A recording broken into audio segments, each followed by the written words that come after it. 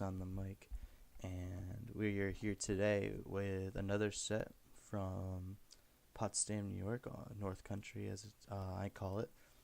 Um, Still am looking for more submissions from my own home region, Capital Region, Albany, New York, and submissions in general from anywhere. I'll take any sort of set. Certain sets, if I don't know the matchups between the characters, or I'm just not familiar with the character, I'll pull up, do some research. Speaking of research, let me just get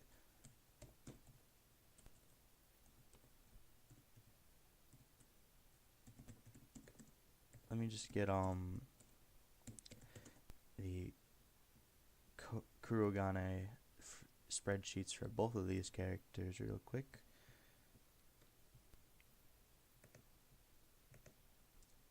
So I can have these.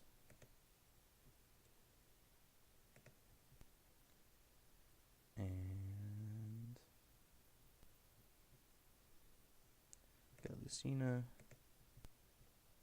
and Marth this turned out.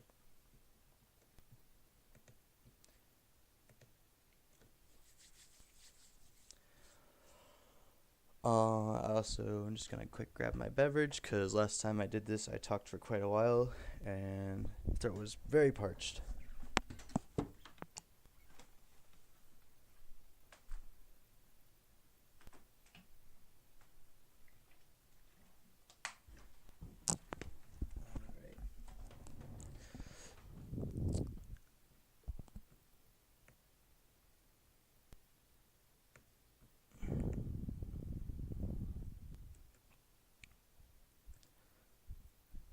Nice.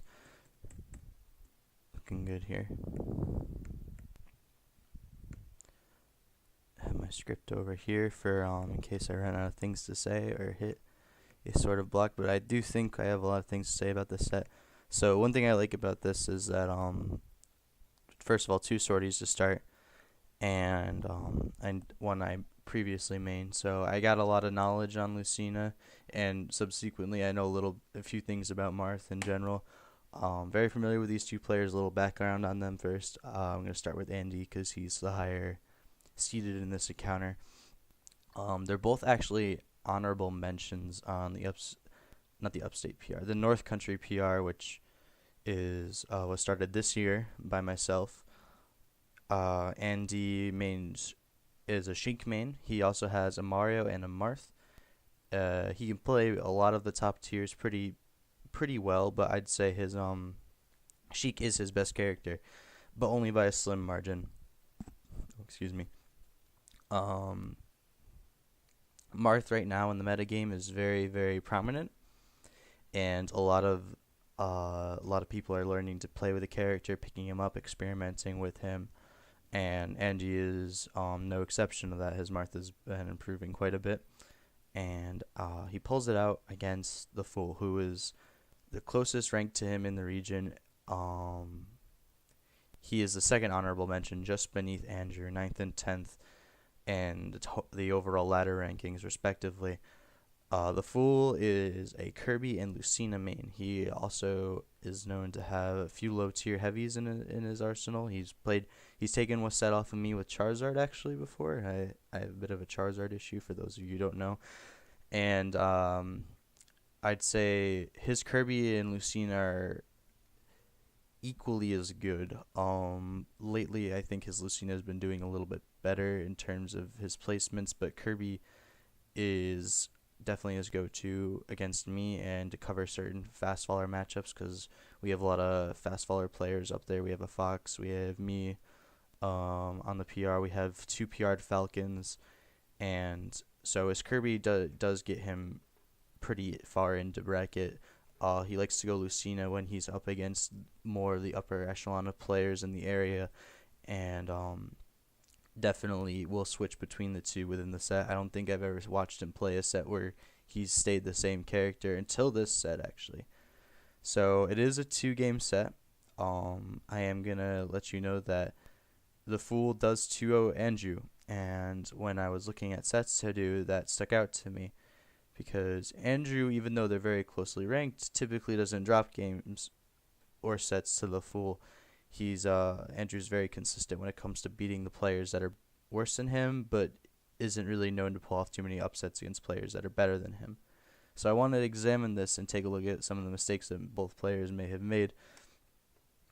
Andrew does switch to Marth for game 2, or not to Marth, to Mario for game 2, and I think his Mario does a little bit better, and we're going to examine what happens there. Even though no one really runs away with this set, the mistakes that led Andrew to kind of all of a sudden be game down against the Fool, and then later a stock, and you can see the mental stress and fatigue start to set in on him. Let me check. Heading over to tournament now. Keep up the good stuff, Larry. So send you an episode request. All right. Thanks, Zachy. Thanks for tuning in. So, without further ado, let's get started here.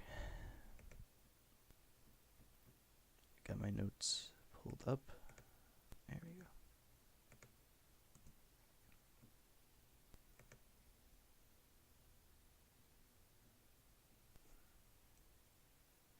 I'm not getting audio from the set. Hold on one moment.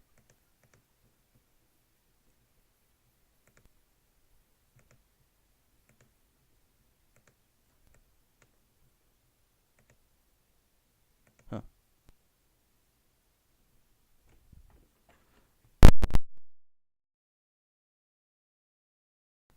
Oh, it's because my headphones are all the way down. That would do it. So FD is the pick here to start. It is what it is. Not much to say there. Okay, so I want to talk about this interaction first. This was a very, very standard opening to a Marcina Ditto, whereas either Marth or Lucina Ditto or Marth versus Lucina. Lots of little baits and spacings with Rising Fair, which is safe on shield. I think all shields in the game for the most part. I don't really. Yeah, I'm pretty sure there's a character that can't cover that. Lots of little baits, little micro spacings, waiting for one player to overextend and make a mistake.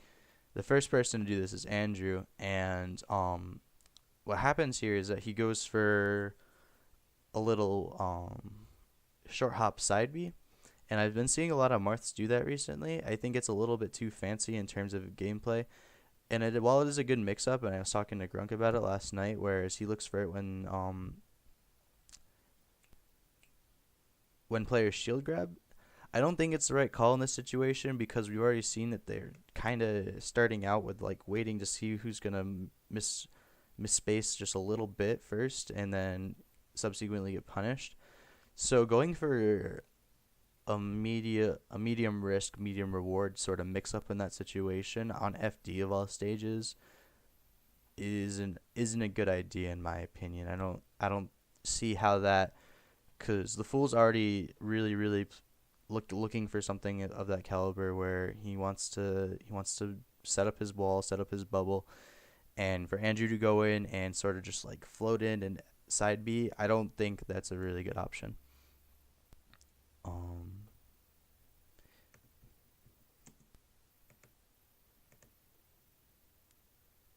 There's a weird cross-up attempt there, and then there's a dash attack on shield, which I talked about a lot. I don't think dash attack is a good option, and there's a lot better. I think side B does everything that dash attack does and better.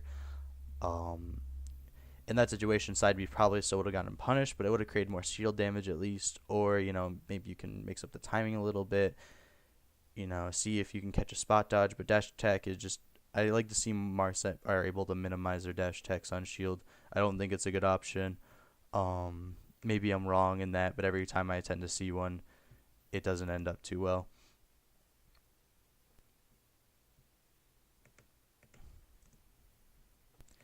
Good use of Dancing Blade, however, on the Fool's part as a mid-range punish option. The up air was, I think that up air was just a little bit too preemptive. Dancing Blade doesn't follow up like that, and if you want good damage, go for down. And if you want to start a juggle, then you should have gone up instead of forward on the initial Dancing Blade. Even though Andrew does double jump and put himself and start to drift in a little bit, he's still fairly high enough, and he's still Marth. Just wait a little bit longer to see where he wants to return to stage, see if you can catch his landing. You've got like that up air is frame 5, I believe. I'm gonna double check that actually, since I have the spreadsheets right here. Up, yep, frame. So 5 to 9, the hitbox is active. That's really good for an aerial, especially an aerial of that size and that knockback, because Lucina's knockback is more consistent with her up air. So it's not as hard to catch Marth's landings as you think, especially not to the point where you have to go out that far to get him. You can scoop Marth pretty easily since you are Lucina and you do have that consistency. Marth can also scoop very well with his tipper up air, which does combo very, very frequently into another option or punish that he has. Wait a little longer for him to descend. Marth doesn't have the best landing options, especially in this matchup. So just cool it down there with that double jump up air, because now you've let him got back to stage for free. You're getting forward tilted, and luckily Andrew kind of picks a weird option there within there. Let's see what I wrote about that.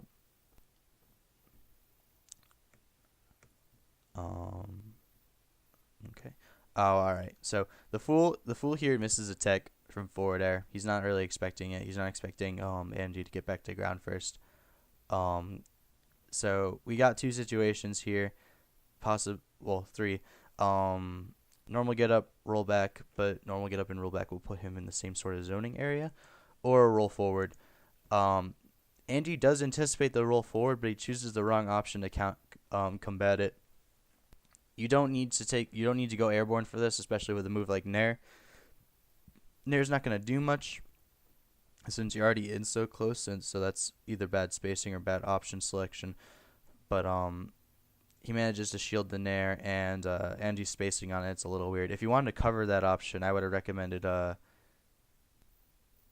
just staying a little bit further away, or maybe going for side B. I myself would have looked for the rollback or the normal get up, because that's covering 2 options, and the fool's gonna end up in the same zone. But I think a roll-in is just as equally likely, because he wants to take the stage control back, and a lot of players don't like to normal get up for whatever reason.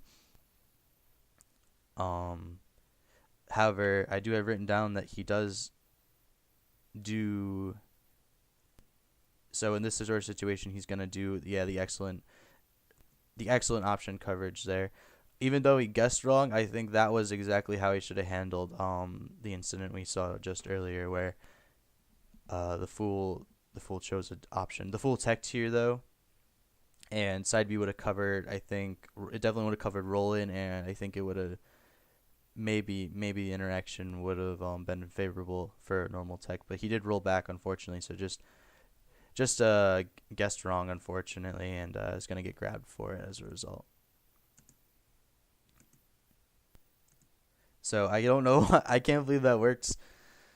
That's the first time I've ever seen like a dash tech successfully work in such a scenario. Marth's landing, you're like in his fair zone where he can land with fair and like actually hurt you. So you got a little cheese there, in my opinion. Once again, just a little too early. Not too bad though. Let's see what I got here next. All right. So there's the side B actually works. That's not too bad. I think it's good as a mix-up. Like I said, I think Andy and a lot of the Marths up where I'm from, and I've seen a lot of Marths like use it a little bit too much. I don't see the value in it, but it does work in this sort of situation. But I want to call attention to this. So in my last episode, I talked about this, and I can't stand to see it. 45-degree angle counter, drifts in, lands on stage with a double jump, and Andy jumps the gun, right? So luckily he's not going to tipper him, or else in which case he'd probably be dead. But this isn't something that should really happen, in my opinion. I'm all for catching landings, believe me, but when a sortie double jumps and commits to stage like that and is already drifting in, has no intentions of going to the ledge, you have to recognize that their landing options are very, very limited, especially if you have grounded range like Marth does. Don't be so quick to look for that option. they're still falling. They still have limited options. You have to recognize the fact that they're gonna counter probably or land with something else like shield breaker, do with some sort of mix up. He's already committed so much to getting back to stage using his double jump in right in front of you. Um, I see it so much, and it's a bad habit on the Fool's part, and it's a bad habit on Andy's part to punish that so quickly and without really thinking through the position that both characters are in at that point.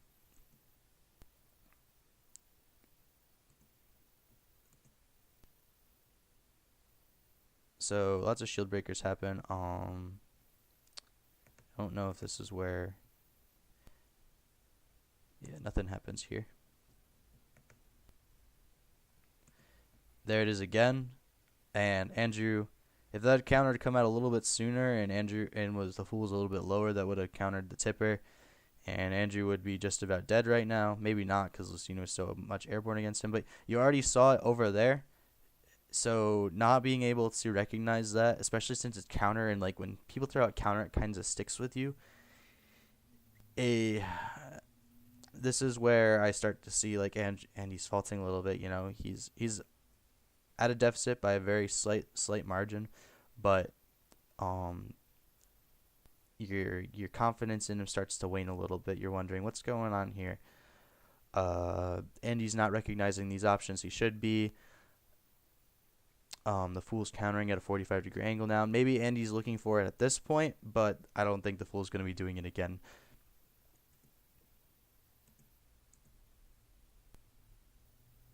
And there's that random side B again, and the Fool lands with side B here. So lots of weird mix-ups from both players coming in. Yeah, he double jumps back to stage using side B. Andy throws out his own side B, but he's really far away from ledge. So I don't understand the motivation here. I guess the Fool was trying to mix it up on him, but okay, let's talk about that. That's the first interaction I have highlighted. So he does get one side B and then rolls away. I don't think he's confident. Maybe he thinks Andrew's gonna like air dodge and try and get out of the hitboxes, because he does roll back and throw out a jab, which I think is okay. So both players end up taking defensive options here. Andrew double jumps away from pressure, and the Fool rolls back. So even though they both took defensive options, Andy is definitely in the worst sort of scenario here. I think we can agree on this. He's limited to down air, landing fair, counter, very, very minimal landing options. I've talked about the sorties, the fact of like the reason they're bad at landing is not because they don't have the range or like their fall speed is too good. It's that their landing options are very limited. More so in the case of Marth, because he loses that short range shield breaker property that Lucina has, where I think Lucina has a little bit easier time landing because her up air and her forward air, their hitboxes are more consistent when they're closer into you, and she has shield breaker. Marth's shield breaker works fine too, and in many cases better if it's spaced well, but Lucina is, if you're holding your shield waiting for a landing option, she commits to it, your shield's likely gonna break. Anyway, back to what I was saying. Andy is definitely in a worse situation here. So he does commit to trying to land. He throws out his down air, right? And the fact that this landing option is just kind of bad, and Andrew's double jumped away from pressure, I think that's the initial mistake that seals this, what you're seeing right now, this kind of thing, is that he double jumps away from pressure when he really doesn't need to. But granted, the landing option wasn't really good, and as a result, the Fool punishes his landing, and I think he catches like Marth's outward extended arm, and as a result, he almost loses a stock here, and this angle is really, really scary if you're a Marth main and you're going across FD, because you don't have a double jump now. So I'm not really sure what the proper response to that would have been if he was in the air, though, because Marth's options are so limited. Maybe fading back a little bit more. You're already double jumping. You're already trying to get away. Just get away as fast as you can. Maybe a landing shield breaker even if you think you can space it well. Just really unfortunate. I think if he'd fared to, it would have hit him. Nair would have been okay there, maybe, because I think Nair would have allowed him to feel Maybe there's just not a good option to pick here. That might really be what it is. So yeah. Oh, he does have his double jump. Okay. When did he get that? Oh, okay. He lands just before he gets hit. He gets caught in the landing leg. Let's talk about this. I am guilty of overextending on edge guard situations, and I will be the first one to tell you that. Challenge, but I know better, or at least I know better now after getting punished by it many times, is that you don't really want to challenge Marth's recovery when he's recovering low. And we saw this in our last episode with TSM, aka Lucky Fox, taking Typhon stock at 0 just because of an up B and Typhon really not knowing what to do, panicking the fact he's in hit stun. Running off stage and daring, I can understand run off stage fast fall fair. That covers a lot of good low recoveries, but not Marth's. Marth's is too vertical in a way, and you don't have the fall speed to if you really fast fall the same frame you fall off that edge, you'll end up like right here, just still underneath Marth. You've also turned your back to him off stage, and you should I think Rising Bear would have that would have been the end of the Fool, especially if he had jumped into it. And he doesn't though. I think his up B is about to come out right here. He's actually really fixated on recovering. But I wanna emphasize that this is not a good option. This is not a good position to put yourself in against Marth, who we know can get back from this. We know has one of the best vertical recoveries in the game, in my opinion, because it hits on ledge and you're forced to shield at the ledge. You can't really edge guard him. When he gets to this zone where he is here, he's made it back, and I don't think a lot of people would contest that. It coming down with Nair, it's got a lot of lag. It's not fair. You can't really jump out of it too quickly after. You're not hitting it because Nair's hitbox is going to come out over here, and it's just not going to do it. So I wanna just emphasize that I don't think that's a very good option. And he gets back for free now, and you're being edge guarded against Marth. Let me check the chat a bit. Sup, Spell? I'll talk to you later about where I've been recently.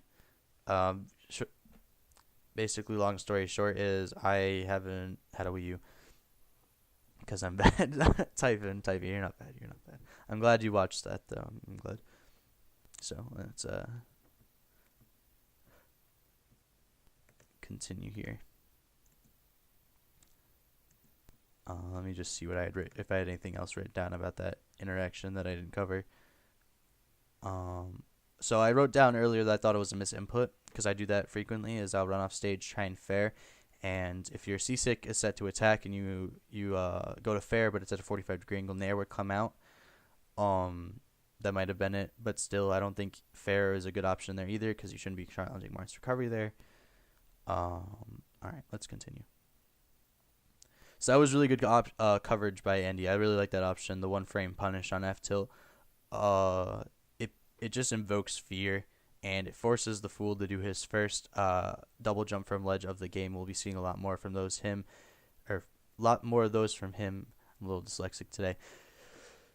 It is his most discernible ledge habit I picked up on. I think he does 4 of these, and Andrew's now in a position where he's without a double jump. Once again, we're gonna have harped on the fact that their landing options aren't good, and Andy can up tilt him. He's got a lot of different options that he can punish the Fool with in this sort of situation.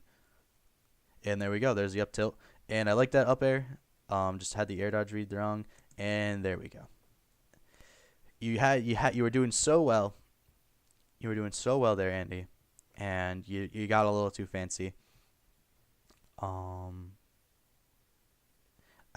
just wrote down stop with the dancing blade shit. You're getting jabbed forward smashed here. It's not true. We all know this. Air dodge probably. Oh. All right. Well, that gives me another thing to talk about. So he gets out of it. He lives to fight another day. And I want to talk about Full Hop's Shield Breaker and what I think about it. Okay. Full Hop Shield Breaker. I'm probably one of the few people who will say this, but I will defend to the death Lucina's Shield Breaker being better than Marth's. Okay. I know blah blah blah consistency, but that's really what it is. If you with Lucina, if you charge that shield breaker to a point and your opponent doesn't perfect shield, there's nothing they can do about it. It's a broken shield. Marth's better if you space it, obviously, but that's just Marth in general. And with a move like Shield Breaker, it's not a damage building move. It's not a damage sort of fixated move. It's fixated on doing shield damage and creating shield pressure and ultimately breaking shields. Lucina's Shield Breaker is better at doing that in all scenarios across the board, whereas Marth is only good at that at a certain range and at a certain charge length, because even Tippered, Marth's Shield Breaker will not break a shield. It'll just do the same thing Lucina's does at like less than a second of charge. Landing full hop shield breaker is a really good neutral mix up for Lucina, because it once you full hop as Lucina, your opponent wants to run underneath you and put their shield up and look for your lackluster landing options. Of course, you still have a double jump, but you're in the air and he's grounded, so he has the advantage. A lot of casual players, a lot of newer players, and a lot of players inexperienced in the matchup will throw that shield up. Next thing you know, you're charging a shield breaker and you're turning purple there. You're about to land. They're in panic mode. They're like, okay, one, I can't perfect shield this because I've already committed to my shield. This is if you don't know what's going on, or like you've put your shield up already. Two, you can spot dodge it, and that's about the only thing that's gonna save you from it. Two, I can't choose a defensive option really right now, because if I roll away, I might get hit by it. I can roll forward, but why? It's not perfect, but when they're in front of you at this distance, I think it's okay. My point is, if you drop shield, a lot of players will just panic and drop shield, and then you're getting hit by the move, and the move's it's moderately strong. It packs a bit of a punch, and you obviously can't hold shield because your shield will be broken. At this charge, it should be broke. Yeah, and so Andy recognizes that, and he gets hit by it. Now, yeah. With Marth, that would have killed, right? But with Marth, full hop shield breaker isn't really as much of a utility option, because that's the only situation in which it becomes useful. And Andy is like, all right, I like shield breaker too. Let's do this. So Andy actually didn't have this written down. I didn't realize it when I first watched this set, but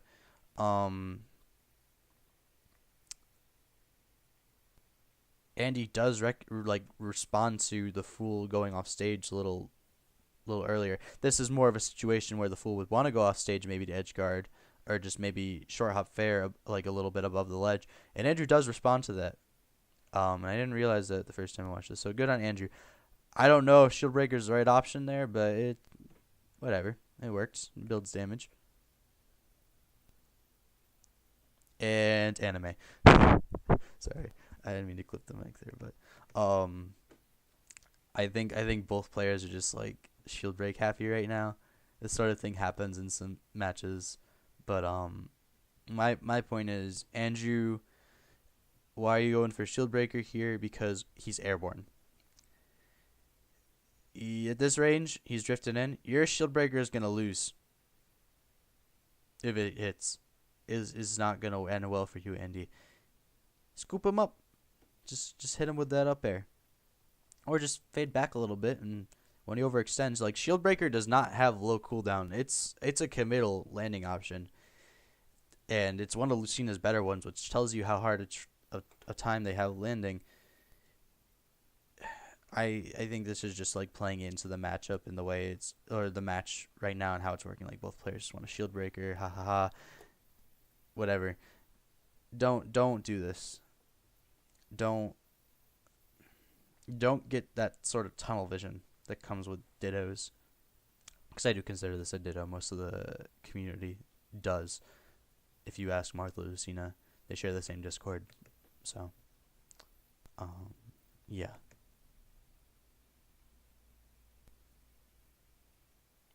Neutral gets reset there. Good response from Andy.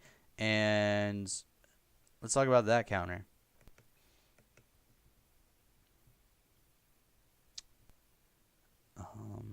I just wrote, I don't know what to make of this counter. It worked though, so I guess it's a nice mix-up. I still really don't know what to say about it. It's a double jump. We'd all know how I feel about those. It's a double jump counter. I guess it's okay, because if you miss it, you're just falling back down the stage. You're going to be falling before Marth can really get a forward tilt in. I guess it's alright.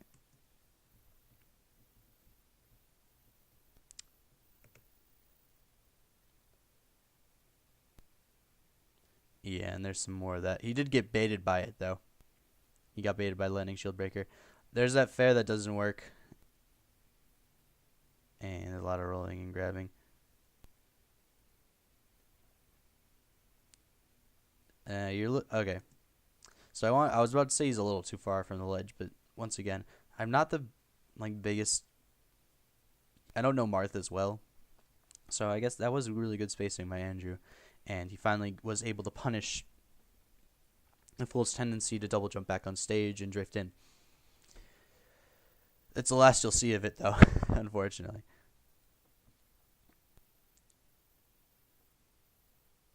So more Marth stuff. That was a good bait. I think the option was a little overcommittal, but it's okay because you got the kill, so it doesn't really matter what I say.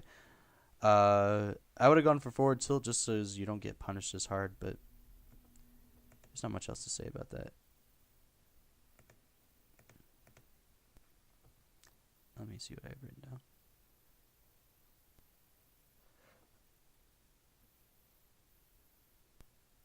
Yeah, it was some intense neutral. Good bait and punish. F smash was a little overcommittal, but did the job.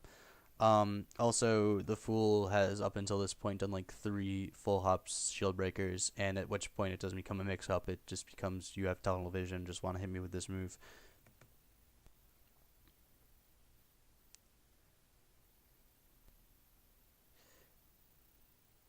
Yeah, so you punished aerial side B, and Andrew ends up getting the out of the exchange with the well-timed nair. So this is an example of where sometimes it's just kind of wrong and the option does work, but I think there are ways to do that without taking that 9%. Okay. I think that counter was about to come out, but Andrew does punish that. Way to punish the double jump. Good combo breaker by the Fool, and this is just like, yeah, can't land sort of thing. So there's a nair right there. Oh, there's a little frame skip. Okay. Yeah, right there. Right there, you can see the landing leg. We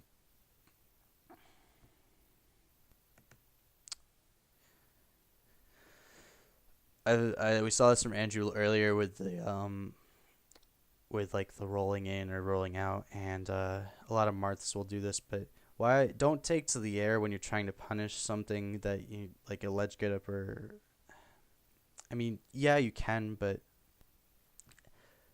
falling nair.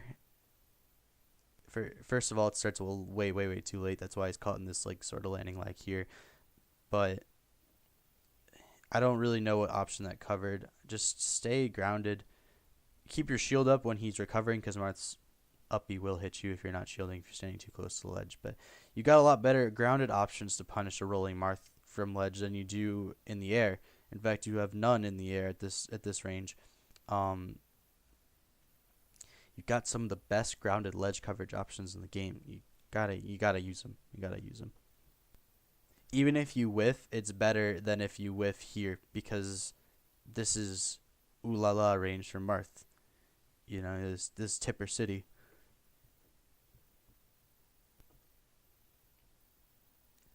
I wrote down earlier, drifting gets punished by up air. That was some good landing coverage we saw from Andy.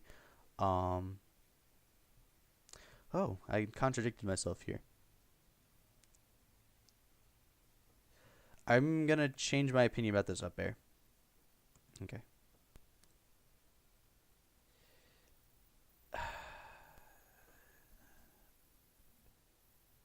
So he gets up and rolls from ledge. If he was fast falling, it would have been a good defensive option, because it would have applied shield pressure. Yeah, he wasn't fast falling. It would have applied shield pressure and forced a defensive option out of Andrew. But I don't like it now, because I didn't realize before when I wrote that down that the range it it allows Andrew to roll past him at ledge, and it puts him at a range where he's really, really deadly.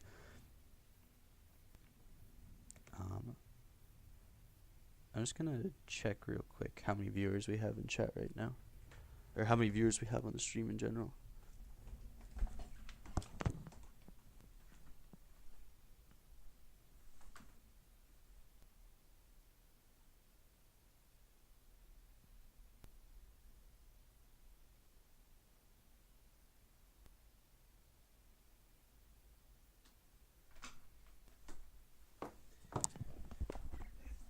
Yeah, okay, I got a follow and my Twitch alerts didn't happen. That's what I was afraid of. Let me see if that...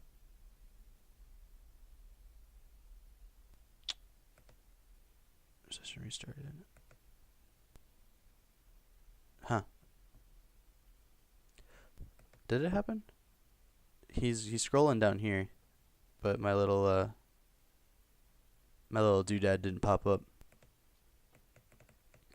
Welcome to the family.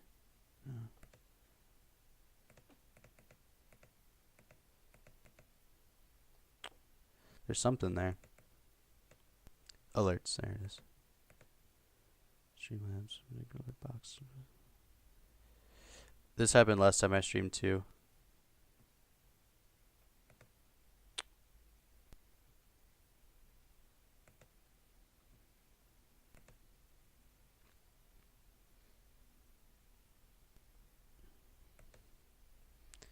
Sorry about that, guys. Thank you for the follow. Ferosa. I'm sorry my little alert didn't let me know.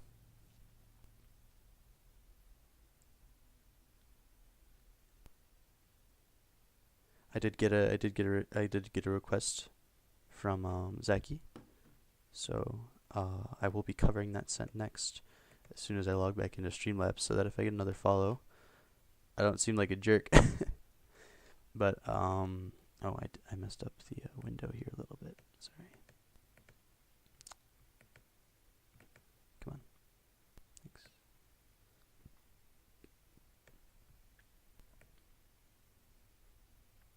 There we go.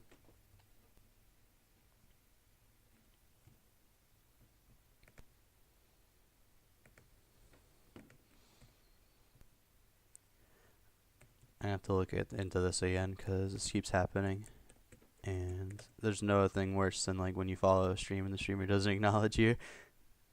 At least in small streams like mine. But anyway, let's continue.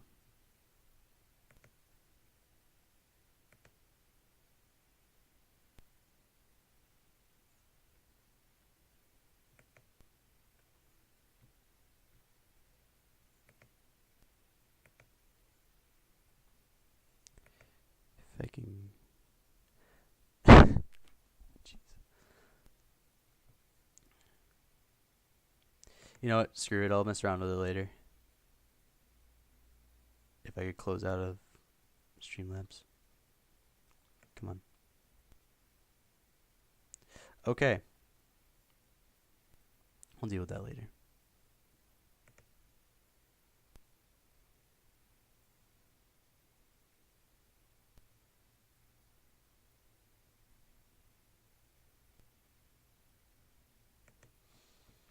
What was I saying?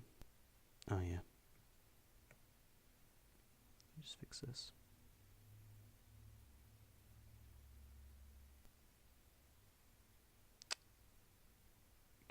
Can we, thanks. Back to the set.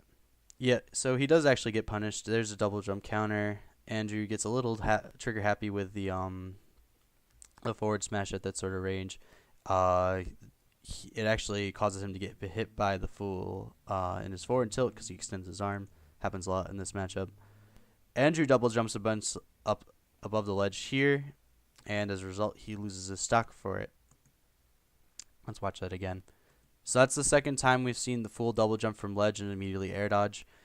He's able to get back to ground because Andrew doesn't really recognize this or try and punish the landing. He's waiting for a grounded get-up, but we already have seen that the Fool doesn't really like to do those. He double jumps above the ledge here and tries to challenge a shield breaker from Lucina, which, as I've said, is better than Marth's. And if you disagree with me, that's fine. but for the intensive purposes of this matchup, I think Lucina's shield breaker is better than Marth's. He goes to challenge it with a double jump. He's still not on stage. He does not have any sort of stage control, and he loses the challenge. He loses the trade, loses the challenge. Now he's sent at too far of a knockback because Lucina's shield breaker is better than Marth's and is more consistent. That it can send Marth at that far out horizontally that Marth cannot recover without a double jump, and he gets styled on.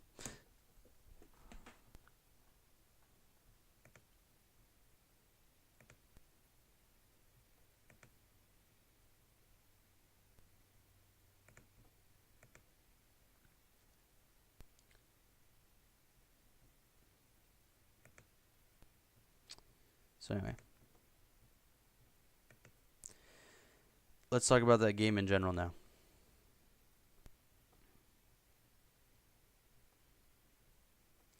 So, while both combatants exhibited adequate spacing and satisfactory neutral play, the Fool was able to capitalize and recognize Andrew's habits more effectively and quicker than Andy was able to capitalize on the Fool's. As a result of Andy double jumping back to stage and landing in an unsafe manner, he takes 2 punishes at moderately high percent that should not kill any Marth with a double jump. It is what it is.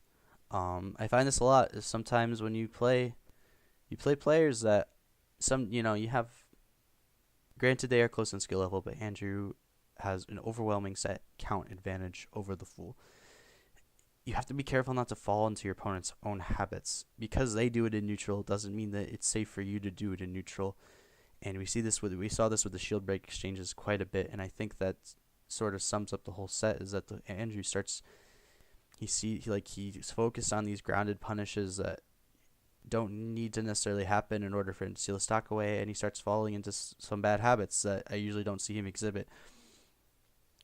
He isn't able to punish the Fools, so he keeps getting away with them. And when you don't punish landing counter, or you don't respond to it correctly, landing counter becomes a good option suddenly, and suddenly you're getting hit by it a lot.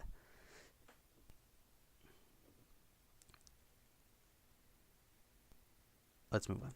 Let's continue. I'm going to skip to the next game. So Andrew switches to Mario. I think this is a good switch, and they go to Battlefield. I think it's a good switch for Battlefield. I'd rate Andrew's Mario a little bit better than his Marth, but his Marth, like I said, isn't bad. There's actually a very small gap between his main Sheik and his secondaries. He's actually trying to drop Sheik and pick up Mario, and I don't really know. He plays a lot of characters. Anyway, let's talk about that. Let's talk about the opening of this game. Okay, so we're going to see Andrew throw out Nair a lot in this game, and I mean a lot. And sometimes he's going to utilize it really, really well, like incredibly well when with drifting in and drifting out. And sometimes he's going to do this. Andrew, good fireball in the start there, good fireball. But this is Smash 4. You don't have enough hit stun to go in there with a Nair at that point. Especially at that angle where pretty much all of Lucina's grounded options will just kind of smack you. And the Fool chooses jab. But Nair is not the correct option here. Your limbs, the only way you lose this matchup is because of your range issues, and your limbs are just not long. Okay. Dash check. What do I have? 329. Oh yeah. So he gets a jab afterward, and I said that was a good way to recover to neutral by using your frame data. That's what Mario should do in this matchup. Just kind of smother Lucina with that. Get in her range and just abuse the frame data you do have in your combo game.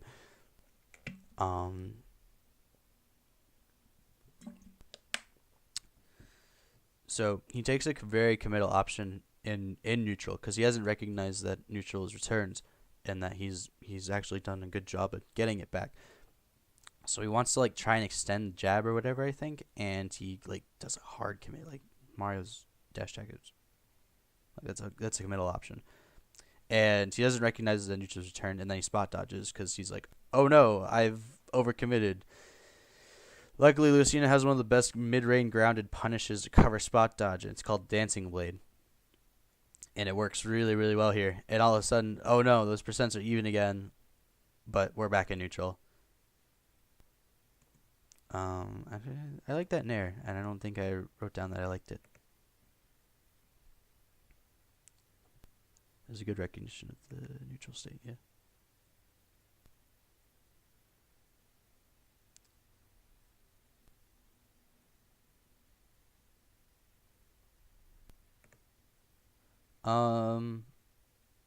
Was that the weird throw you did? No, that was okay. Yeah, all right. So the fool like doesn't follow up at all off of that down throw, and I don't know why. That's all. Okay. There's a lot more going on in this game, so I have to refer back to my notes. So okay, so the fool, the up air doesn't hit, right? It's really really late, like really late. So it skipped again. So the up air doesn't hit, and as a result, you commit to fair. Um, he's not getting off that platform in that way. I don't think he's not like run. He's like not gonna like. Oh no, I've been up air. Let me turn my back to Lucina and run over here.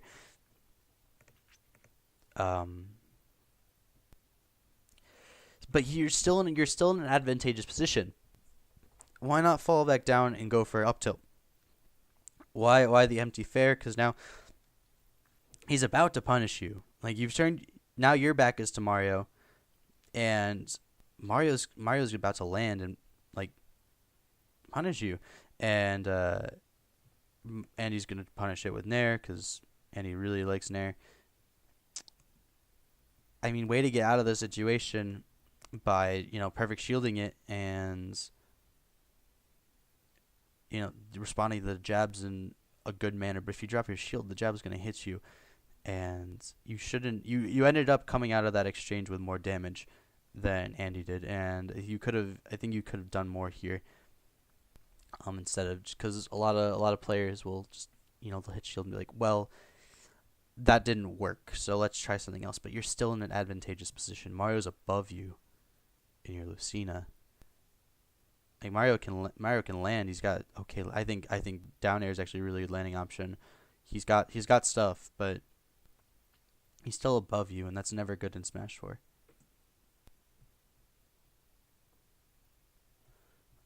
Let's see.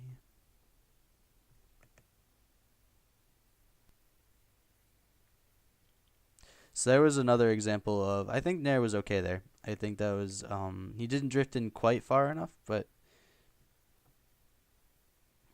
yeah, he's using nair to follow up with a lot of things, and there might have been a better option there, but or at least the opportunity to remain grounded so he didn't get scooped by the jab.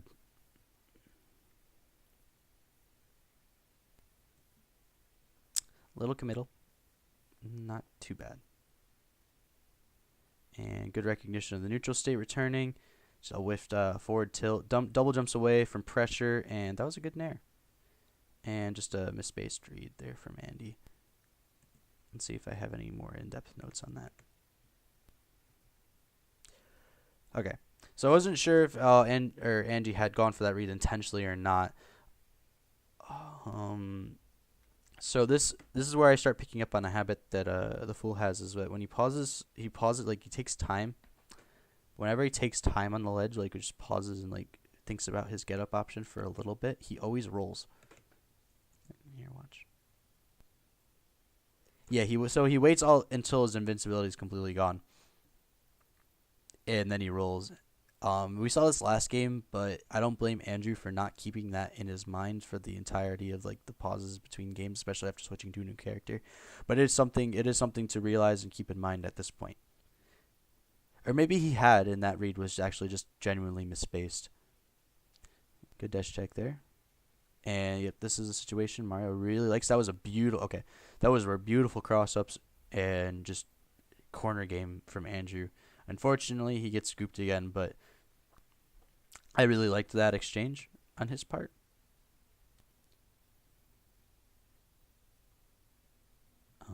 Let me go back for a moment.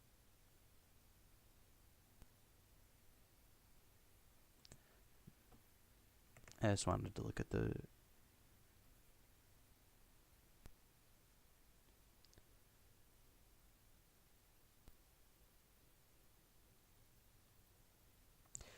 So Andy, I think, commits another double jump, but I didn't see it. Or not a double jump, another edge guard. Glenn said good recognition in neutral state. Okay, double jumps away from pressure. Oh, okay. No? Okay, I didn't... Oh, here. All right. So I ranted about that. I had a huge paragraph, and I was like, what did I miss here? Anyway. So this is one of my favorite edge guards to do is Lucina. I love run off stage fair. If you know me at all, we call it back home the Lyric Special, fair to SD, because that's how much I love running off stage and swinging at things. I absolutely adore it. It's important to realize, though, and I'm guilty of it. I'll be the first person to tell you that doing it, you don't have to know it's going to work, but you're giving up stage control. You're saying, okay, in exchange for a GIMP, like an early GIMP possibility, I'm going to give up all of my stage control and possibly put myself in the exact same situation I was just trying to punish. So Andy's burned his double jump here in this frame, but by the time that the fool is already off stage, okay, by the time because we know that when he's like running off ledge, he's going to do it. By the time he's here and just beforehand, Andy still has his double jump. And Andy recognizes this, and he's just going to all right, dude, I'm just going to jump over you, like, whatever. So it's okay to do this option once in a while, but that's all I've seen in terms of edge guard from you. And I don't know if it's because the fool isn't confident about, like, reading get up option, but he has the means to. And I just wanted to touch upon that. So good, really, really good cross-ups here from Andy. Unfortunately, gets punished. Doesn't quite get a... yeah, look at that. Look at that nair. Like, wow, that was some impressive fade back. And it forced a defensive option from the fool. And right here is where we're about to see, I think, the moment that Andy loses the set. This is the moment. And I highlighted it, I underlined it, asterisked it, everything. No, I'm sorry. It's about to happen. There. Right there. Let's watch that again. So, Andy does a beautiful nair in terms of, like, the way he spaces it and with his aerial drift and all. The fool power shields it. Good on the fool. Whiffs a shield grab. Doesn't power shield at that time. And this is Mario's bread and butter. Like, oh, I spaced an aerial really well. And you're going to try to, like, really, really hard committal try and punish me. Like, that's grab time, you know? It's grab time. Instead, Andy fades back, runs up and shields. And shields in his face. He's conditioned him to shield with some of the best aerial spacing I've seen in North Country. That was phenomenal. You conditioned him to shield and to try and hard punish you when you drift out. Twice. He whiffs a shield grab over here, and he tries a forward smash. He goes to even more committal. You've conditioned him to shield. Your Mario, your grab is really effective at getting him off stage, and your grab's effective at building damage. You've conditioned him to shield, then you run up and shield his face. He's already in shield. A shield grab is going to catch it every time. Those were beautiful nairs, and you conditioned him and then did the exact thing that counters what you conditioned him to do.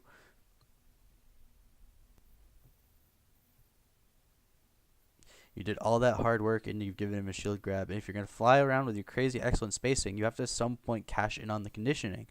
It's really important to do that. You can't just rely on the same option over and over again, because nair is not going to win you games. Hitting people with nair is not going to win you games. It doesn't. We all know this, right? Mario's aerials aren't designed to do that except for forward air. Mario chips away at you and then, like, you know, back throws, does whatever he does, you know, juggles him into up B. That was excellent conditioning, and you threw it away. And I think this is the moment where things start to fall apart for you, Andy. You're not punishing the habits that you can create.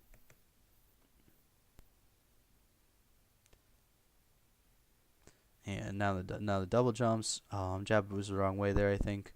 Same with the shield breaker, just some minor technical flubs. I write down that Andy doesn't have any discernible habits at the ledge at this point, at least none that I can see. And there it is. So he does recognize that he's going to double jump above the ledge, throws out the fireball. I wrote down that he should be recognizing that, but he actually punishes it, so I don't know why I was being a dick.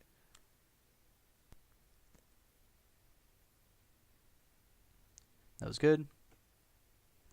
And so this is the third or fourth time we've seen Andrew double jump from ledge and air dodge, and he gets back to free. He's not a neutral though yet because he's still above Mario. Jumping from ledge and immediately air dodging while drifting to the top platform or drifting towards center stage. So the fool does this option when he wants to quicken the pace of the game, and when he waits on the ledge, he chooses a defensive option like roll. He doesn't ever get up attack. So shielding at ledge would be the most optimal way to deal with this, especially considering that his up is going to hit you if you stand close to the edge anyway, so you do have to shield. Yeah, and look at these cross-ups. Look at these cross-ups that come from Andrew. They're so good, and he just can't seal the deal here. And then that. Like, that was... He juggled him, crossed him up with the back air, hit him with a nair returning, and he still falls for the 45-degree angle counter.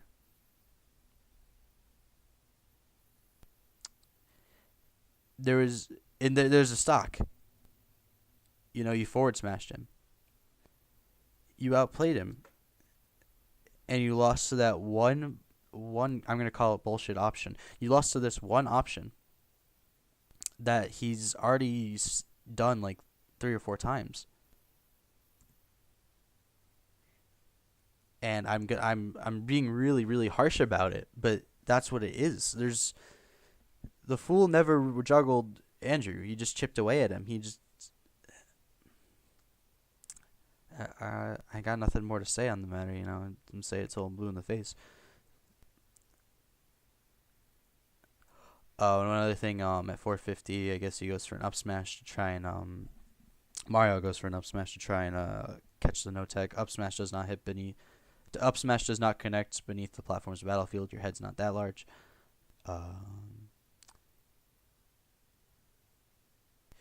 I rant about how Lucina's landing options aren't good, and at that position you should never commit to forward smash that easily. And so we're gonna see a shift in Andrew's gameplay right here, and he's gonna start committing to really, really hard reads to try and get this kill because he's like scared he can't get it, and he's gonna take like a lot of chip damage. And from this point, I don't think he can come back. Good recovery on the fool's part there. Yeah, so this is where the end begins for Andrew. More nairs, more hard reads.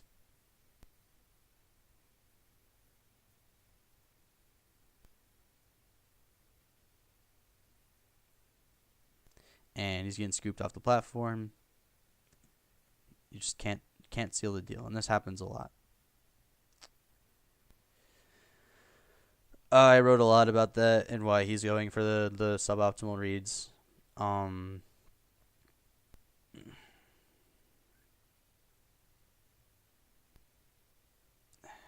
not gonna read this rant out loud. Basically, I just say there's nothing there. You know, he's gonna punish you. The grounded up smash is really, really bad for you.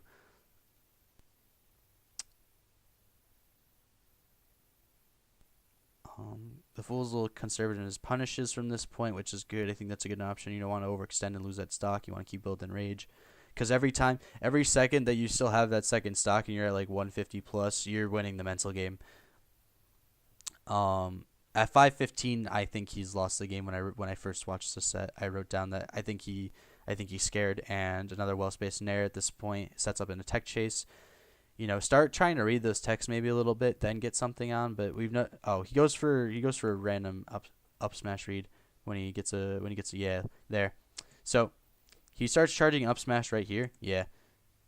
We've seen no tendency of the fool to roll in this sort of situation, except for once, and that was like the first exchange in game 1. And even still, he's too far away to punish it properly. Recognize that, you just kind of you start to see the game fall apart for Andrew. Gets scooped off the platform. Back air, unfortunately, doesn't get the... Yeah, see, like, look at that again. The covers the roll in. And the fool does not want to roll into center stage at 163 against Mario.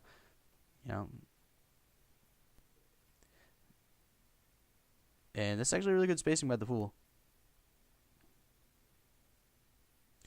Yep. It's like... I don't know what you think he's going to do there at this point. That was, like, fair zone, but...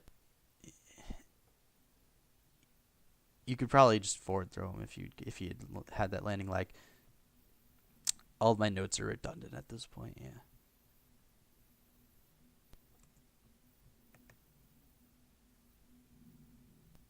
Now you're at 91. You're at kill percent, dude. That was a good recovery though. Finally does get the stock, but it's a little too late. And good neutral options. Yep. Andrew's really digging deep here.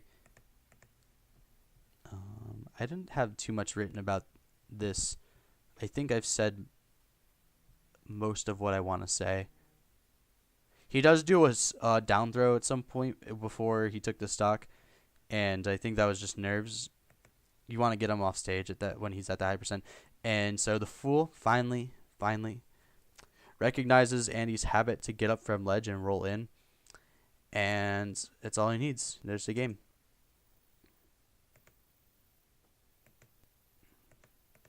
So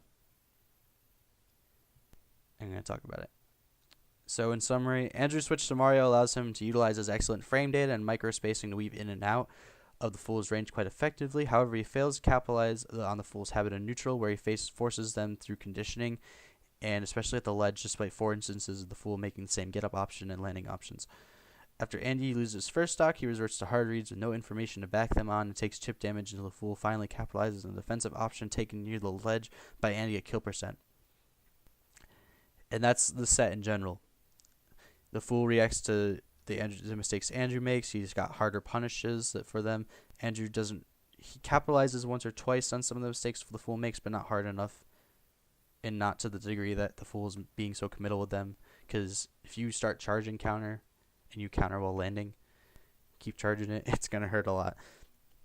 So here are my top 3 mistakes and weaknesses and top 3 strengths for each player. So for Andy, I've written down top 3 mistakes. Number 1, failure to recognize landing and get-up habits. I've beaten this to death. I really don't want to talk about it anymore. You gotta look for those things in any player, because that's what separates you from the worst players. The fact that you don't make those sort of mistakes, and the fact that you can capitalize when other people make those mistakes, because you've had more experience. You've learned not to do those things. You should take every advantage of that that you can. Number 2, loses mental game due to losing to a lower seeded opponent. I see this happen all the time. Okay. For me, the one thing that I think about is that in sort of situation where Andy was coming back to stage here in game 2 with 109%. I play Roy, so when I do that, I get like this a little motivation. Like I have rage.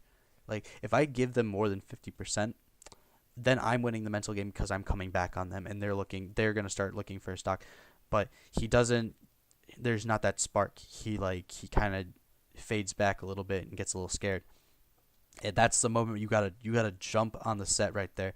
That's because if you can deal that 50 damage or get that string, all of a sudden the tables are completely turned. You're in rage and you're coming back with the set here. You have in every respect the mental advantage. And I think that's a huge deal. Third weakness, fails to capitalize on good conditioning. I would actually put this above number 2 now, because while mental game's really important, it's not important as like doing all that work. You gotta recognize that you're conditioning him. I think that's what happened was you didn't recognize that you were actually conditioning him and doing it really well. you're conditioning him to shield, and he's always doing these committal options out of shield to try and get you. And you have grounded options in the form of smash to punish those, and it didn't work out. And then in that case, you would have taken the first stock most likely. So Andy's top 3 strengths: excellent spacing, and from 2 vastly different top tier characters. Andy is a jack of all trades when it comes to the top tiers. The man can play a lot of characters, and they're not like, it's not just him picking up a pocket. Like, they're all pretty good, and they all perform pretty well in tournament. And there's not much more to say about that. Solid recovery options all around, at least as Mario. I did write as Mario in parentheses, so there were a few times you didn't snap the ledge as Marth, but as Mario, you were recovering pretty well. You weren't getting edge guarded. You recognized the fool liked to overextend on his edge guards and go low, so you recovered high. That was good. And no discernible landing or get up habits. I think this is pretty important too. However, it didn't really help you much in the matchup because the fool was going off stage. At least you kept it mixed up in the event that you would need to rely on like your mix-ups at the ledge. So for the fool, top 3 weaknesses. Number 1, you already know what it's going to be. It's habitual get-ups and landing options, especially off stage.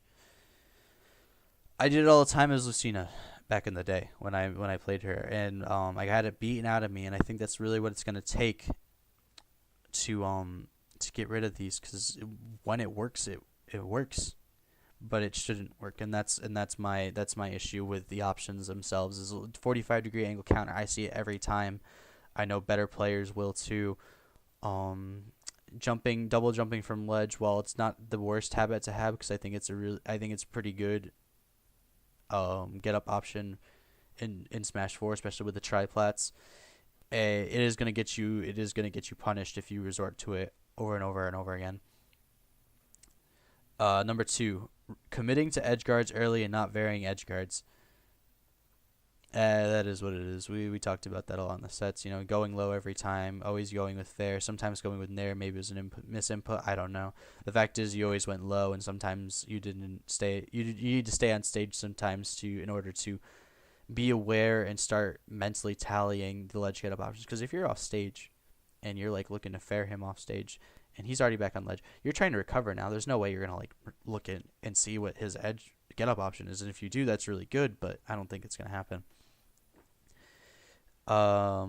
Number 3, failure to recognize untrue strings or follow up out of throws. Jab F smash not working yet. No switch to jab fair or jab F tilt. I saw a lot more instances of that. I wrote down the jab F smash stuff. I go for it too sometimes, but it isn't true. There was at one point where you down threw him and didn't really follow up at all, and where you got an up air on shield and then proceeded to do an empty fair. Recognize the fact that you're Lucina and you're not going to combo like too often. Never really more than 2 or 3 hits. And don't overextend your combos when they're not there or you're not even hitting anything. So top 3 strengths. Number 1, composure and mental stamina in the face of a higher seeded opponent playing a more viable character. You can say what you will, but in this metagame, Marth's still more viable, and Mario's undoubtedly more viable than both of them. They were close games. I don't think there was ever a point where Andy had a stock lead, but still, way to stay composed. Number 2, sets an effective wall to capitalize on his character's inherent strengths in the Mario matchup. I think that the fool does this fairly well, because he doesn't get punished for Andy's successful conditioning. Especially in the second stock, he saw the little fair string he had because of Andy's missed tech. It would have covered rollback too, I believe. But the fool's Lucina is good. And even though it's got some really, really atrocious landing options and get-up options, and it gets the job done. And there's a reason that he's an honorable mention on the North Country PR. Strength number 3 is very careful not to overextend on punishes, so much so it is almost detrimental, but he does effectively anticipate some defensive options as a result from the conservative play.